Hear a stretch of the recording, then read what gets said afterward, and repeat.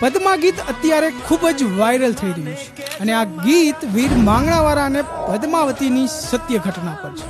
વીર માંગણાવાળા દ્વારકાના ભાણવડ તાલુકામાં આવેલ ધુમલીના રાજા ભાણ જેઠવાના ભાણેજ હતા. એક દિવસ માંગણાવાળો હરસિદ્ધિ માતાના દર્શન માટે ગયો ત્યારે લૂંટારાએ ધુમલી પર હુમલો કર્યો અને બધું લૂંટી ગયું. આ ખબર પડતા જ માંગણાવાળો યુદ્ધ માટે નીકળે છે. તેને રસ્તામાં પદ્માવતી મળે છે. બંને એકબીજાના પ્રેમમાં હોય છે. માંગણાવાળાએ પાછા આવીને તેની સાથે લગ્ન કરવાનું વચન આપે અને યુદ્ધ માટે નીકળી જાય છે.